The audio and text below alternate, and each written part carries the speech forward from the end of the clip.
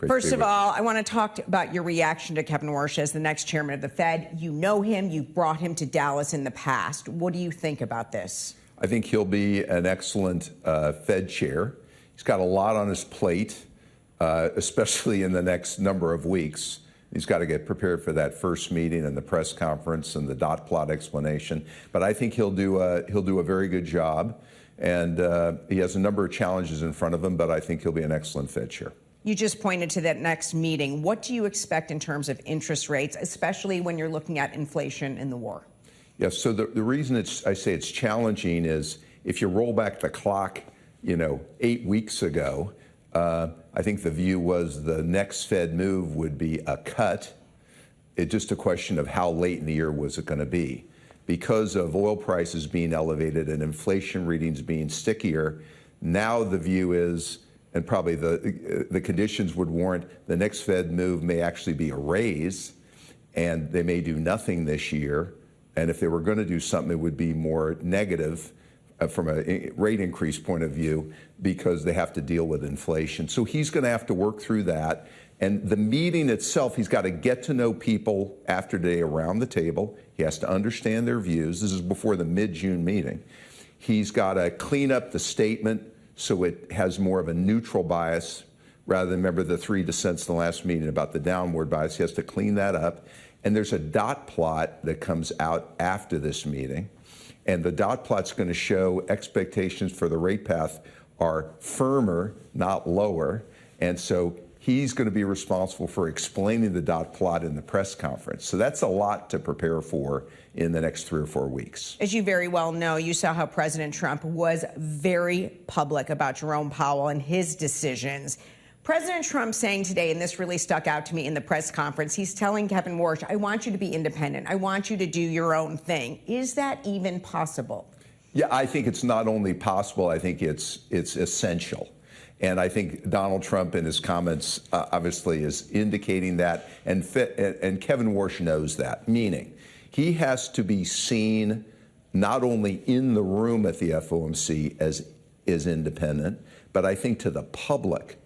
For the Fed's moves to have credibility, I think he'll have to position himself as an independent arbiter who's trying to make the very best decisions to make sure we control inflation and we have full employment. And so whatever public statements might have been made in leading up to confirmation and up to now, I think you can wipe the slate clean on those. And I think Kevin Warsh will, and my advice to him would be, he needs to not worry about any political constituencies at all, and I don't think he will. He has to worry about doing the job. Former Fed Chair Jerome Powell has decided to stay on as governor. You talked about the voices in the room. How does the new Fed Chair handle that? Well, I would guess Jay Powell's approach will be to be as quiet as humanly possible, given he's sitting around the table and he'll get a turn to speak. But I think he wants to fade into the background as much as he can, allow the new Fed chair to take over.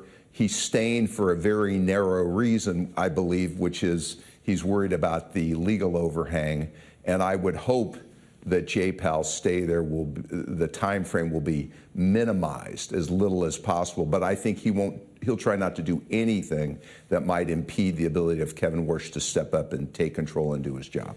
I'm curious, I want to shift to Goldman Sachs before we let you go. I want to know what your clients are telling you right now about AI. So we obviously know that inflation's been stickier, the rate curve is moving up. It's having some challenging effects on the economy, low and moderate income consumers. But to your point, against all that, you've got a historic structural trend of not only AI infrastructure to build compute, that's the $800 billion being spent this year, but AI adoption. And what we're seeing is every business is having to work on use cases about how they can build in AI adoption to improve their business. Here's how it's playing out. In the U.S., in the economic growth is solid but kind of sluggish. Corporate earnings growth, on the other hand, is being revised upward. And I think we're going to see potentially a multi-year trend where S&P earnings are improving at double-digit rates, even though GDP growth is a little bit sluggish. It's going to be more concentrated in smaller names, but many businesses are going to use AI to improve their margins and their business, and that's what we're hearing from clients. Before I let you go, we're sitting here in Texas. You're going to have a large new office in Dallas, well on your way to more than 5,000 employees here. What are you hearing from those that are deciding, hey, we're going to move to Texas? So at our firm, we've got already 4,500 plus people here on our way to, as you said, over 5,000. That's part of a global firm that has 45,000 plus or minus people globally. This will be a major presence. And one of the things we like about Texas is it's a growing state, magnet for people and firms here, pro-business culture, access to talent.